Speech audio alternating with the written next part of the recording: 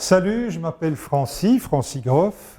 J'ai la chance d'être sélectionné pour le prix des lycéens avec un livre, un polar qui s'appelle Va des rétro Félicien et pour lequel vous avez, semble-t-il, un certain nombre de questions à me poser. Alors je me réjouis déjà tout en étant un tout petit peu inquiet.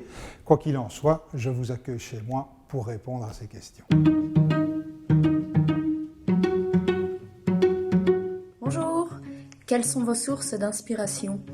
Source d'inspiration, mon métier, puisque je suis journaliste depuis un peu plus de 40 ans. Et toute l'inspiration de ces romans se situe dans ce que j'ai vécu auparavant. En deux mots, un journaliste est quelqu'un qui accumule pendant des décennies des milliers de rencontres, d'anecdotes, de situations parfois un peu spéciales, dans des domaines totalement différents. Et simplement dans mes livres, je pars d'une fiction, donc je pars d'un crime qui lui est purement inventé, et je raccroche toujours à la réalité de gens que j'ai rencontrés ou de faits que j'ai connus. Bien le bonjour. Notre question est, lorsque vous commencez l'écriture d'un roman, avez-vous déjà toute l'histoire en tête ou vous permettez-vous des évolutions ou des changements durant l'écriture?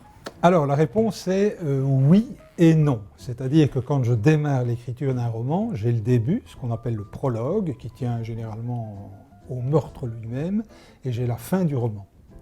Alors pour le reste, rapidement, j'essaye de voir quelles seront les étapes de la narration. Je dessine une petite trame qui est un peu le squelette de l'intrigue. Maintenant, ce qui se produit, c'est que je ne parviens évidemment jamais à me tenir à ce que j'avais rédigé au départ et à me tenir à ce fameux squelette.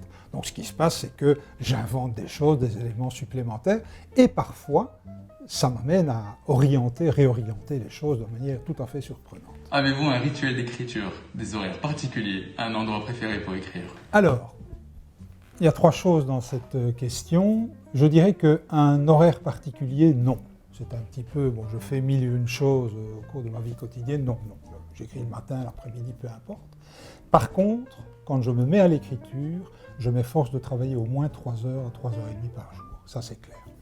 Maintenant, l'endroit où j'aime bien me trouver, c'est celui dans lequel je me trouve maintenant. C'est ici que généralement je rédige. Et une fois par an, lorsque je peux me payer le luxe de faire ça, je me rends dans une île en Bretagne qui s'appelle l'île de Bréhat.